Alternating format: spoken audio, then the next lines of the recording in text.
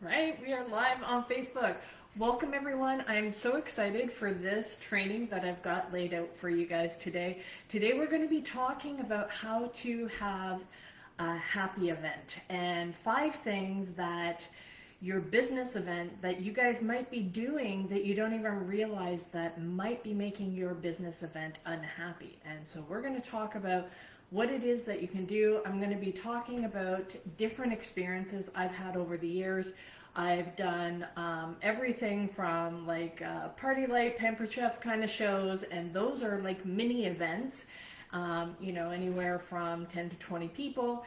And then also I've also been part of major events, whether in corporate, I've organized conferences, I've been a hostess, a co-chair, a chair person for big conferences where we had to arrange speakers and all of that kind of stuff. And there can be a lot of emotions, a lot of stuff that goes on, and dealing with those emotions and being able to put things into perspective and being able to put the plans together is what is going to be able to help you. So today I'm going to break down 5 things that make your business event unhappy and how to fix those. And we're going to dive deep into these, and we've got lots of examples to go through. So I'll be providing both personal and professional examples. And so today is going to be mostly focused on the professional side, because I've got a lot of material that I can draw from there.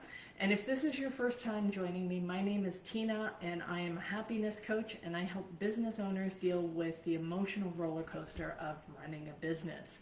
And so whether you're a small business owner or you're a large business owner, there's always going to be emotions. And even if you are 100% spot on, you have high emotional intelligence, you got this doesn't bother you, there's probably some people on your team that have challenges, and being able to understand what those are and the people that you interact with, it's really important. And it also is important that you get the support that you need. So this is what I'm going to be talking about today, and I'm really excited to go through all of the details. Okay, so first problem.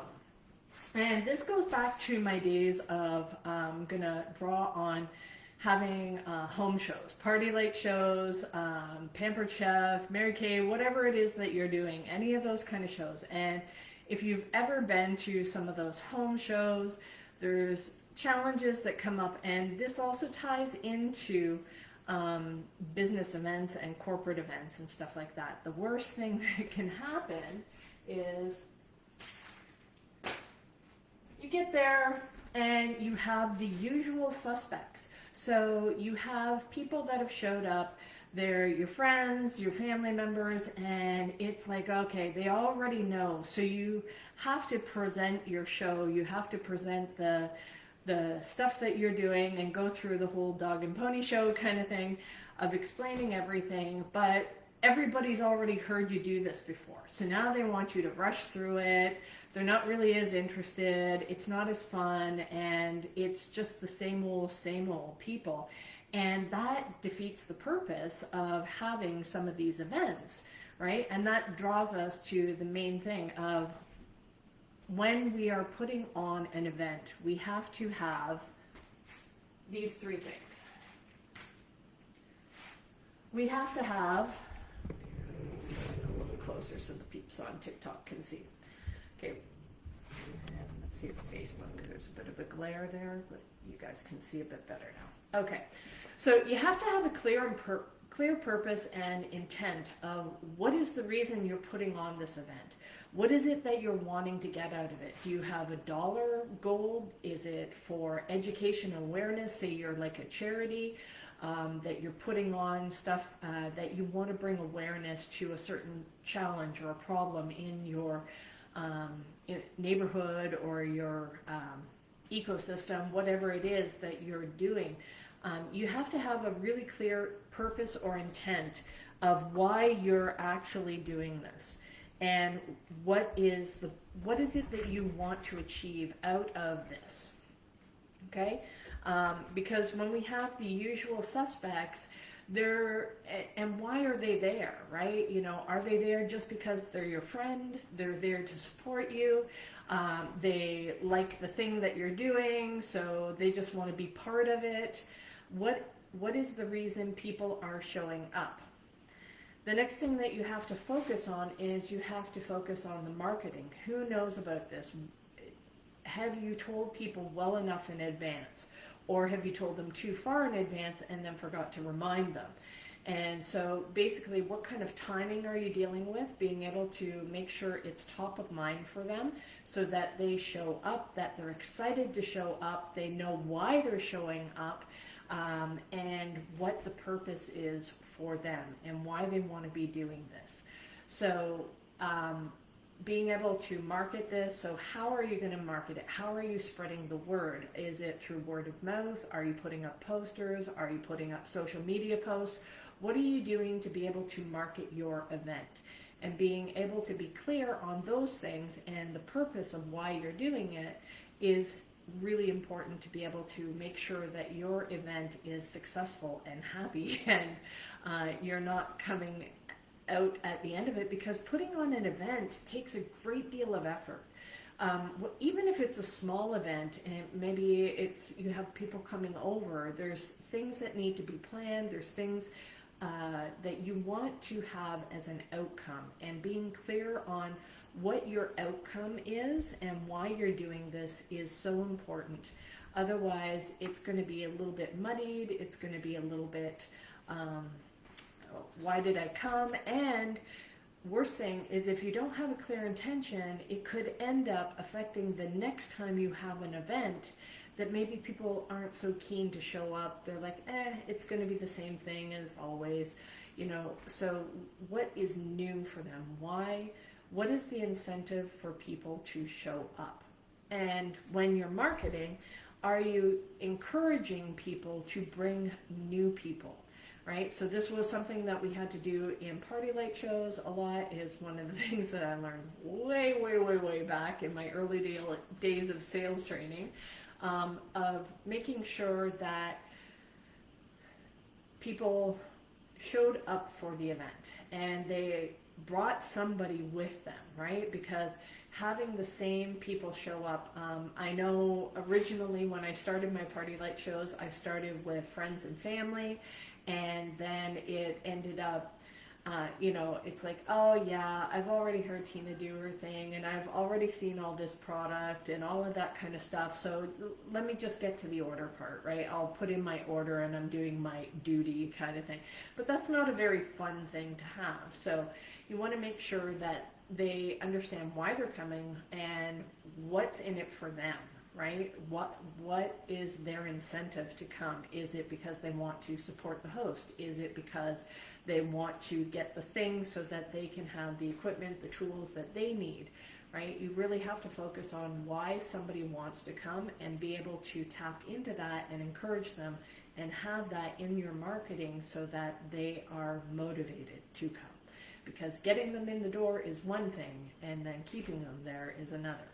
And making sure that when they are there, that they want to come back again and again and again, right? So, next thing. Next problem is energy flow. Energy flow. Hey, Lucky Lucas, welcome. All right, so energy flow is so important.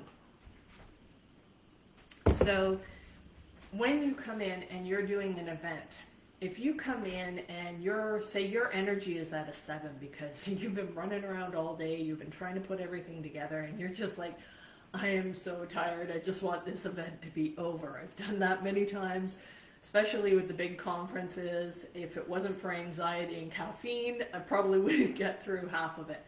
But when you come in at, say, an energy level of like 7 out of 10, then what you end up getting is people will follow your lead. Yes, Lucas, I am a teacher, coach, happiness coach. Okay, so I'm doing some training on how to make sure that your events are happy, and the 5 things that can happen if you don't, that can cause you to have an unhappy event. Okay, so energy flow. You want to make sure that you lead the way, right? So if your energy is low, remember whoever's in your audience is following your lead. So if your energy level is at a 7, then they're probably going to be at a 5. If you're at a 5, then they're probably going to be at maybe 3, 2. And if you're even lower than that, then that's worse, right? So they are always going to be behind whatever your energy level is. Now you want to start off high and then reduce it gradually, okay? So that you can be at a level that's comfortable for you, but make sure that you're not just staying there. You have to modulate that energy and pick it back up when you notice the cues of people kind of, they're not really paying attention. Although that can sometimes be a good thing, right? So if you're putting on a music performance, I remember when I was in band and in high school, and we would put on concerts and stuff like that. And I remember my band teacher saying, hey, if people are coming into the auditorium and they're not really paying attention and they're just talking amongst themselves, that's actually a good thing, because if they stop and they pay attention and they're going, what the hell's going on? Then that's not a good thing, right? So sometimes them not paying attention is a good thing. Other times you want to keep them engaged, okay? So now, another thing that you can do to tap in is you want to leverage the people that are in your audience. So in case of party light shows, I would pick out who are my extroverts, who are the pick-me people, the ones that were eager, they wanted to answer all the questions, they wanted to win the prizes, all of those kind of stuff. They're competitive, they're enthusiastic, they're the extroverts. You want to tap into those people and make sure that you are leveraging their energy to help them build up the group. So you don't have to do this all on your own, but you want to tap into the energy of the people in your audience and make sure that you are connecting with them as well, so that they start feeling your energy. And then there's this flow, this reciprocation of energy flow. And the more that you have energy flow, the more your audience is going to be feeling connected to you. The more they're feeling connected to you, usually they're going to spend, they're going to pay attention, they're going to do whatever it is that the goal that you set for the event, the intention of the event is going to be fulfilled, the more that you have that energy flowing between you and the audience, okay? So you want to make sure that you're leveraging the extroverts. Tap into them, make them your ally, make them your best friend, and they will help carry some of that load for you. Now, have you been in a show or an event where you've got a bunch of introvert people and they are not interested in trying to, you know, be the life of the party, be exciting and all of that kind of stuff? So how do you deal with those kind of people, and how do you tap in and leverage those? Well, you have to understand what will motivate them. They don't want attention. They don't want, you know, the spotlight, the center stage. So centering them out is not going to be a good thing. But what you can do is you can tap in and leverage, because you need help. They are usually highly motivated. More introverted people, they're much more motivated to be able to be the helper. And so if you sometimes I would do this in my shows, and I had my lead instruct me on this because I was doing my shows too perfect. So when I made mistakes, it made people feel more comfortable, and it also encouraged them to come up and be willing to help. And I would ask for help with being able to do things, whether I was setting up games or setting up you know, handing out forms and stuff like that, pens and all that stuff. I would get people to come up and be part of the demonstration. So I would have interaction, and I made them feel like they were connected to the event as well. So there's different things that you can do in that way to make sure that you are having that energy flow within the event, so that you have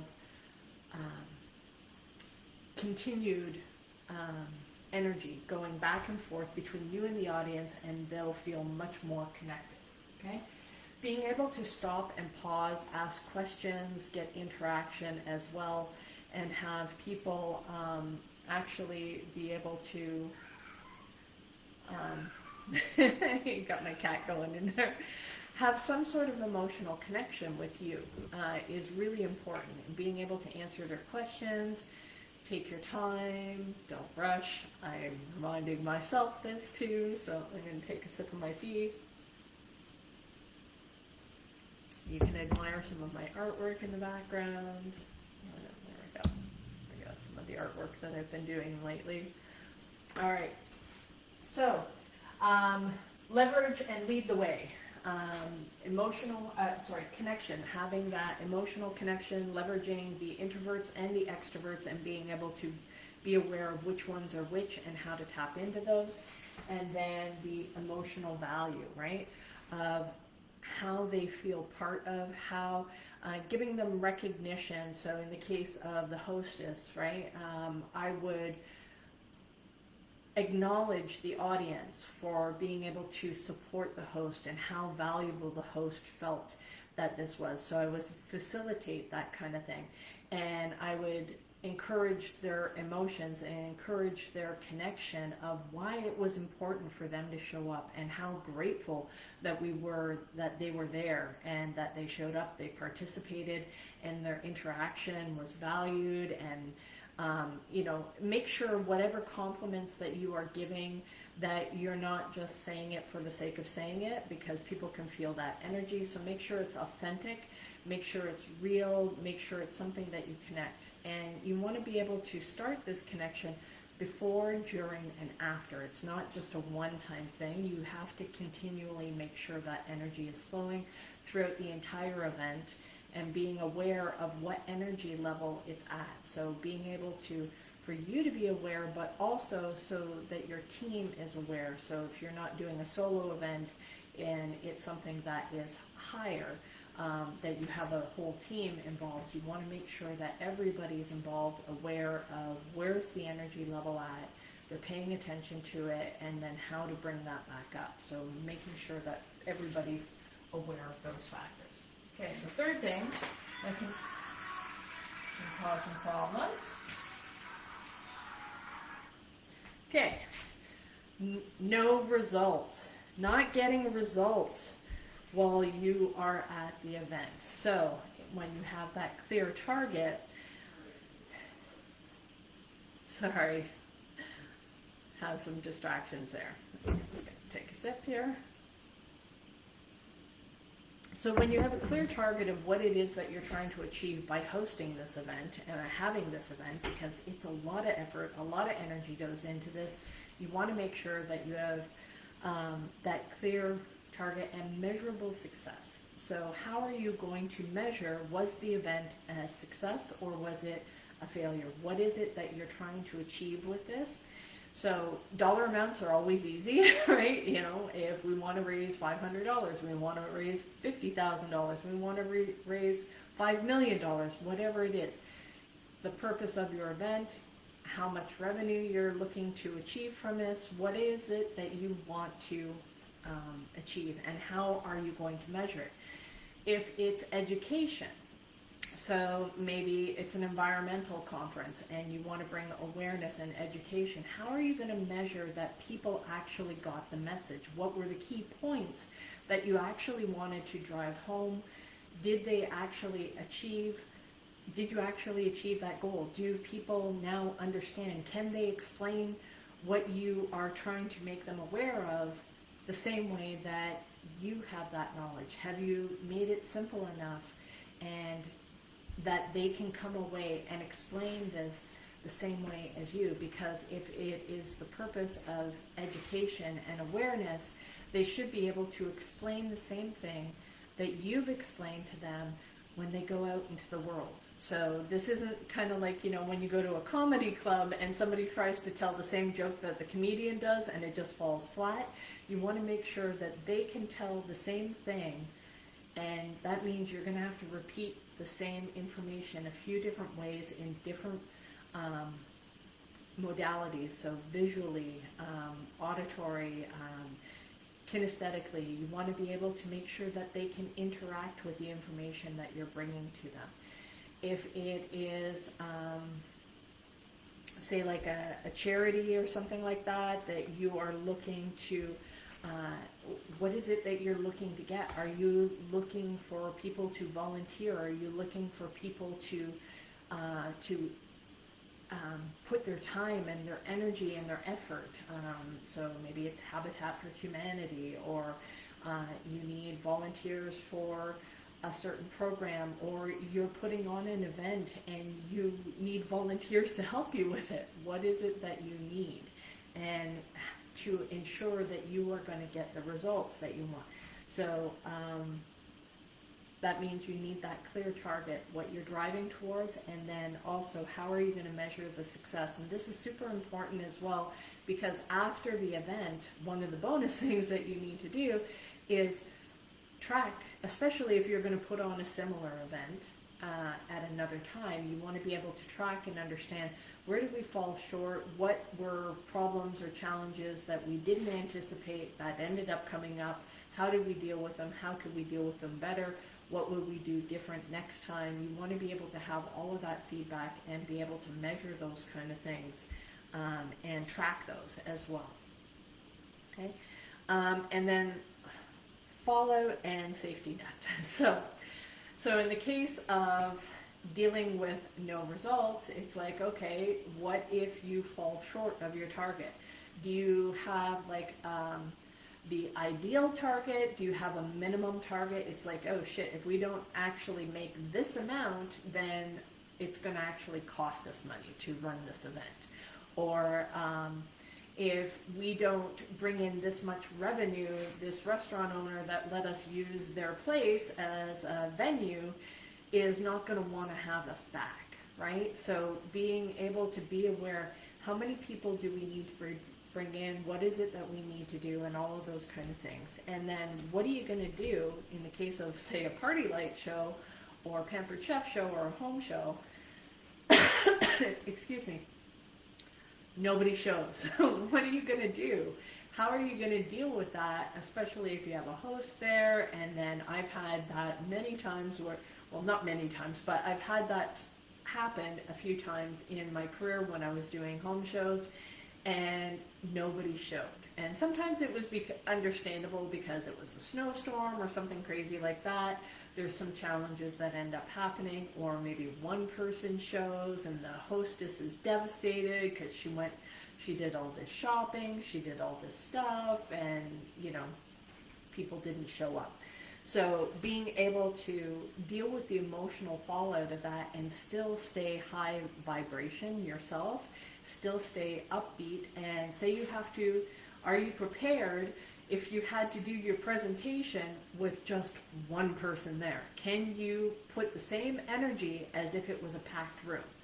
Can you still make sure that the event is enjoyable for the people that are there, even though you may feel disappointed with the numbers of people that showed up? Okay, so being able to have some sort of backup plan. And one of the other things that I would do is, if nobody showed for hostess, I would go and I would help, and I would start calling all of the people, and we did phone orders. So that way the hostess didn't feel like she did all of this for nothing, and I would take that on so that she wouldn't have to feel that emotional stuff of, hey, nobody showed up. At least soften the blow a little bit. Okay? Fifth thing that can happen is realization of your worst fears. Oh no, nobody showed up. Now what are we going to do? So, to prevent your worst fears from happening, you are going to want to do these things. You're going to want to plan and reverse engineer.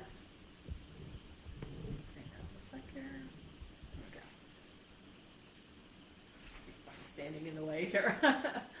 Okay, so you're going to want to plan, you're going to want to reverse engineer. So in the case of, say, a party light show, and I would work with the hostess before, and I would say, okay, so what is it that you want to get? What kind of pieces did you want to add to your kitchen when I was doing Pampered Chef and stuff like that? What are you, and not only the things that they think are achievable, but I would also get them to dream bigger. Like what would blow your mind? It's like, oh, if you were able to do, say, $1,000 show and you had this much in free product, what would you do with all of that? What would you be able to purchase that you don't think that you can get right now? And so then I would break that down to, okay, if you want $1,000 show, then how much do you think most of the people will spend? You know, it's like, oh, well, when this person comes, they usually spend 25, or they don't have much, or they might spend 50. And then breaking it down to finding out an average of, okay, an average of, say, $100, and you want $1,000 show, that means you need 10 people to show up. So if there's 10 people in attendance, they all spend $100, then you get $1,000 in your show sales. So breaking those pieces down so that they can see it's achievable. If that still seems too hard, you have to be able to break that down to even smaller steps so that the hostess feels like it's possible. And then, so reverse engineering it is being able to say, okay, where's my goal, where's my target, and what are the steps that I need to take, right? So in order to get 10 people to actually show up, that means you don't just invite 10 people, you have to invite more than 10 people, because there's some people that are going to say that they're going to come and then they don't come. So you have to be able to understand, well, how often do people cancel on this person, and how often is it or how likely is it that people are not going to show up? And then what kind of steps can we do to put that in place? So it goes back to having the clear purpose, the marketing. Who are you going to tell? What's their incentive for coming? Why do they want to be there? And what kind of objections are they going to have for showing up for the event? Oh, well, you know, I'm not sure. I don't really have any money, and I can't really buy anything, so I'm just not going to come. Well, this is also a good opportunity for them to come, because then they could also look at possibly selling the product themselves, and then they become a consultant. So there's alternative things that you can do, and being able to be aware of those kind of things and understand you as the consultant. What is it that you are looking for? Are you looking to build your team right now? Are you looking just for the dollar amount? Are you looking for a certain number of shows? Other people that are looking to have their own show, that kind of stuff. So you want to be able to understand why you're putting on the event, why they're putting on the event, and what's in it for everybody, right? So planning.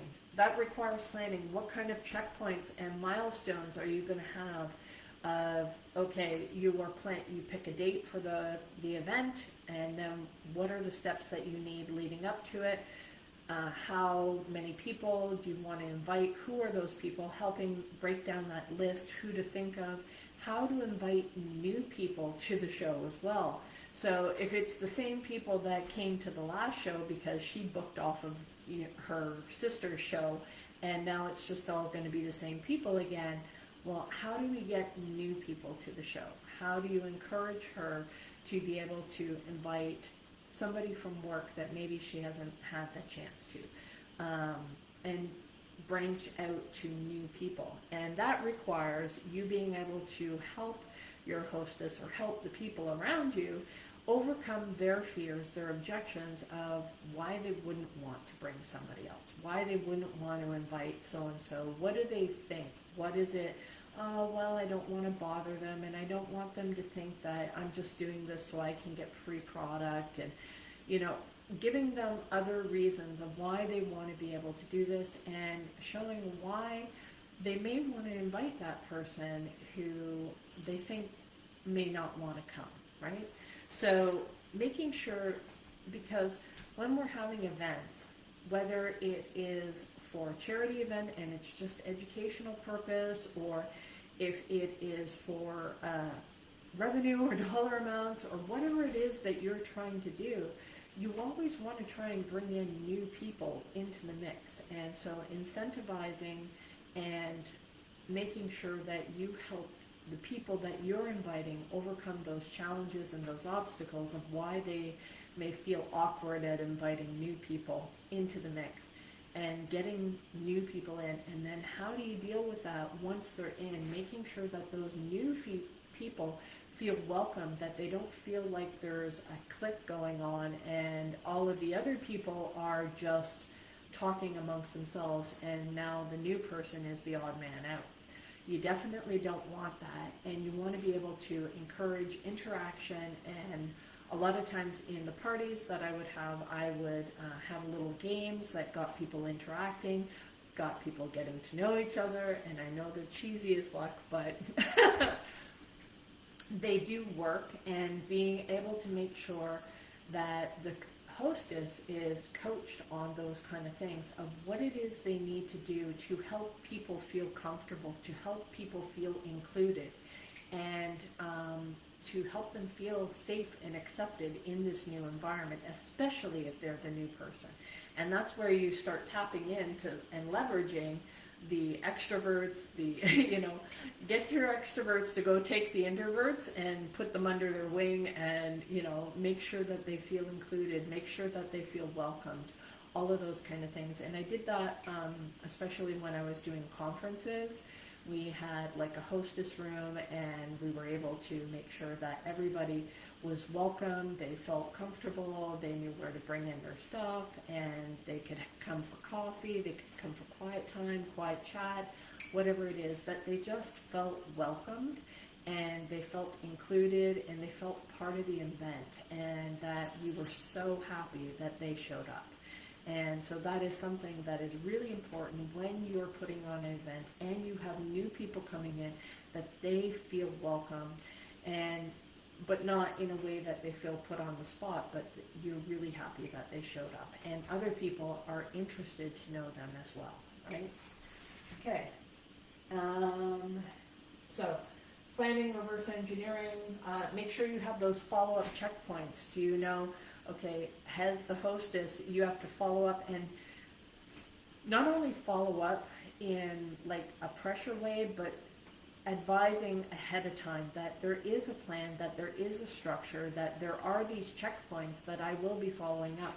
And that gives the hostess a sense of comfort. It gives a sense of, hey, I actually know what I'm doing. I'm leading the way. I know that you need to be able to do these things by these dates, these times, and this isn't pressure. This is me making sure that you have a successful event. So you're always focusing and bringing it back to them. Why they want to do this, why they want to be part of this, why they want to be reminded and stay excited, especially if the event is far out or it has been pushed out. Maybe there was a cancellation or something like that and you had to reschedule, and now it's further out. Keeping people excited, keeping people engaged will make them more likely to show up. So you may have to add in additional things to make sure that you have that emotional connection leading up to the event, that they are wanting to come, they're excited to come, that there's interaction going on beforehand so they don't feel like they're isolated and alone when they actually show up at the event. So those are some things that you can do to make your event happier and people much more excited to come in. All right, number 5. Dumpster fire shit show.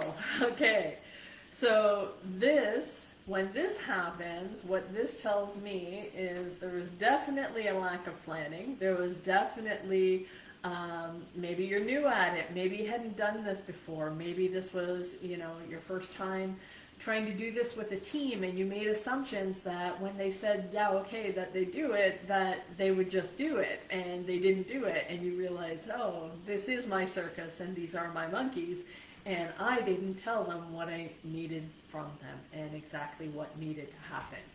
And so making sure, these are the 3 things that you're going to want to do there.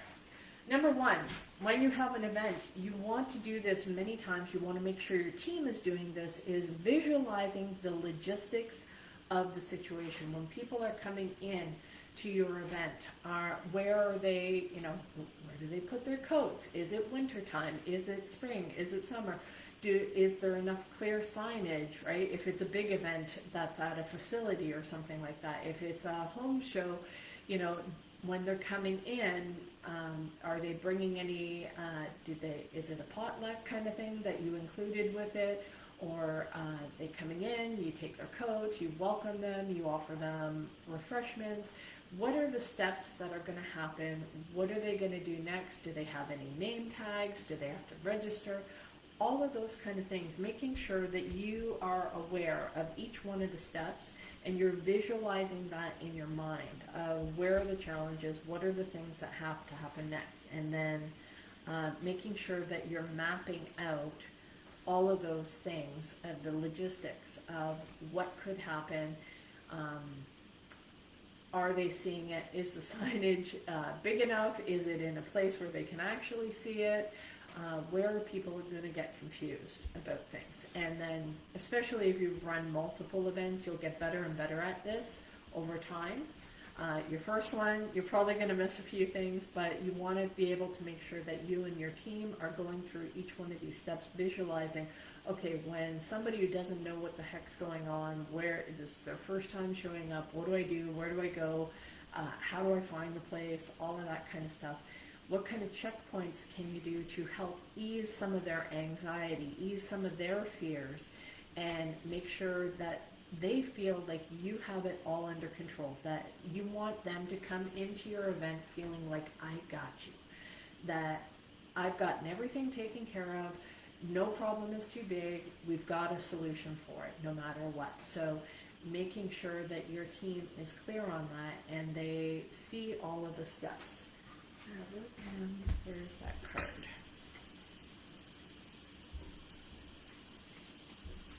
Sorry, I switched out my cards here, and I know I had one here. Okay, so in the example of an event, so a couple of conferences that I did, we had, like, they'd walk in, registration, and okay, what other doors were there? So if they came in this other door, was there a signage to say, hey, this way to the registration? So at least that way we could funnel them all into at least the registration, where they can sign up, they can do the things that they need to do, they get their name badge, all of that kind of stuff. And then where do they go from there?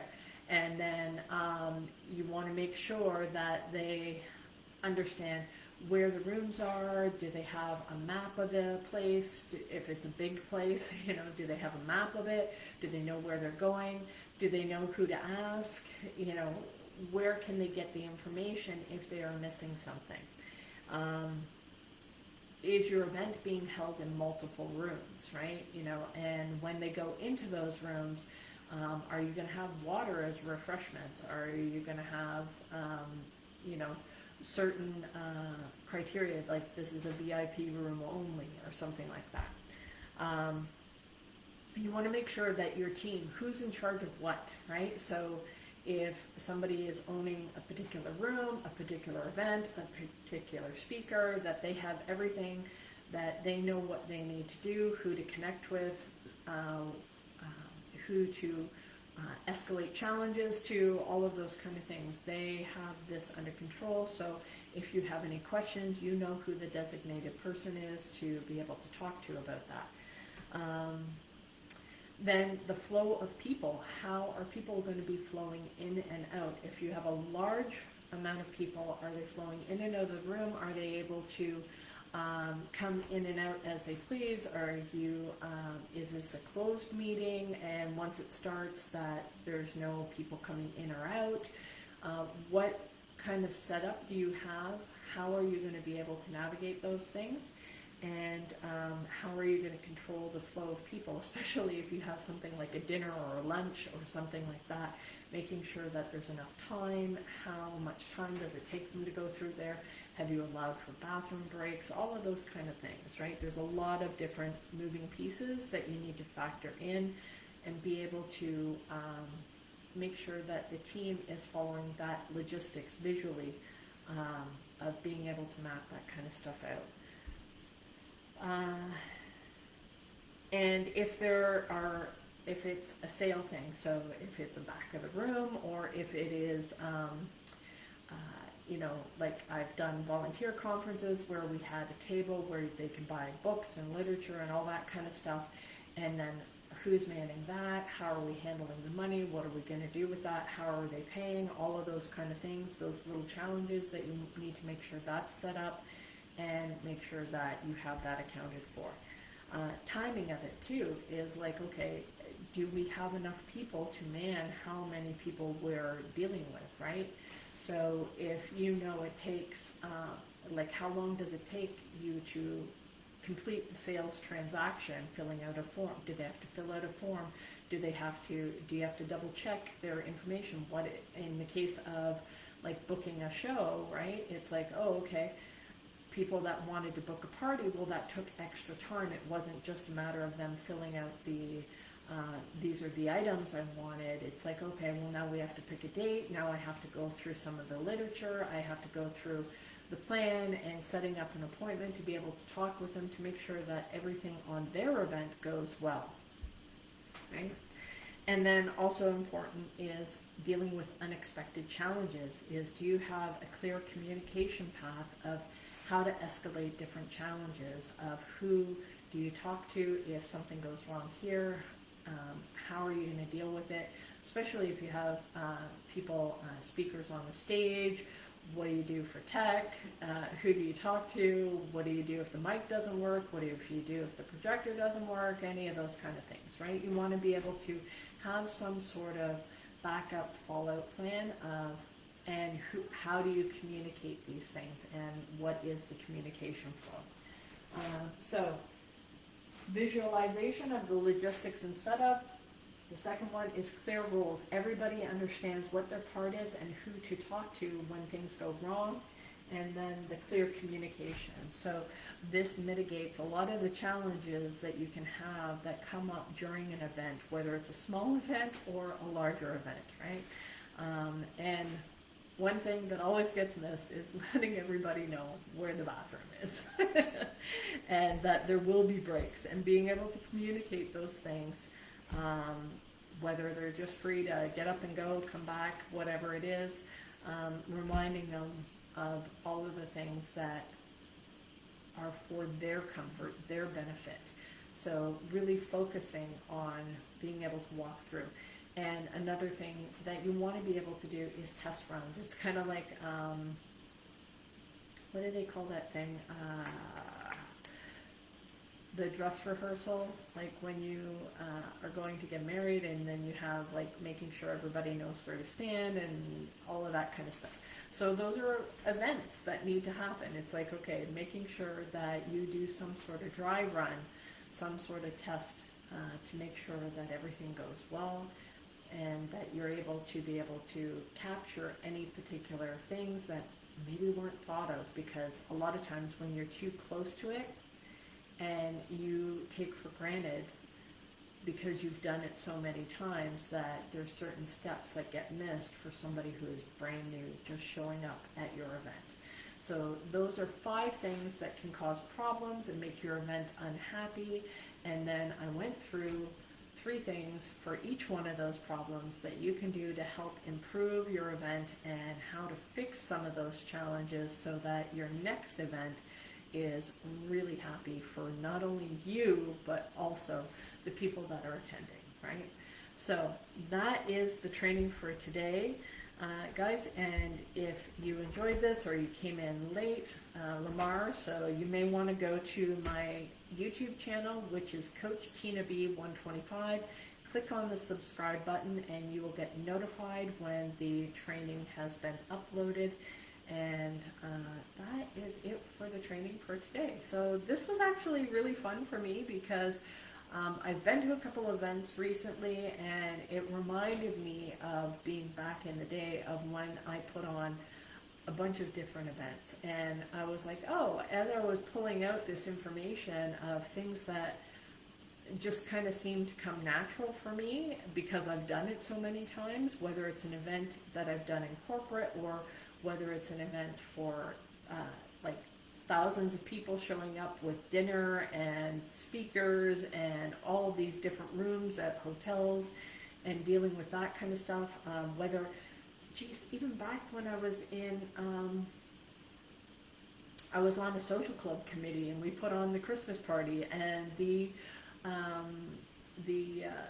the kids' Christmas party and the summer picnic and the baseball tournaments and the euchre tournaments and the cribbage tournaments and all those kind of bowling, boat cruise, all of those kind of things that I've been part of organizing that I just kind of forgot. And just, everybody's done something like this, right? No, not always. And so being part of transportation, logistics, and all of those kind of things, I'm able to bring a lot of experience here that I wasn't really tapped into. And so these are things that I just kind of take for granted, but it's only when I start seeing other things, I'm like, oh, okay, this wasn't done and that wasn't done, and these are things that you can help prevent some of the challenges. And I just assume everybody else knows those things, because I have this bad habit of thinking if I know it, everybody must know it. It's not a big deal, right? And that's not the case. So this is why putting this training together was actually fun for me, because I was able to pull out some of that information and kind of go through the data banks of my memory and realize it's like, oh, I've done a lot of these different things, everything from those party light and pampered chef shows and all of being able to arrange all of those things to big conferences or work events and stuff like that, and being able to put on presentations and all of that kind of stuff, and training and educating and helping people understand these things. So these are things that I just took for granted that I just normally do. And so I hope that information was helpful, that you can apply some of these tools that I've shared with you to your next event so that you can make them that much happier. So guys, with that, I'm going to wrap it up tonight. Have a great night, and we will see you next week. Bye!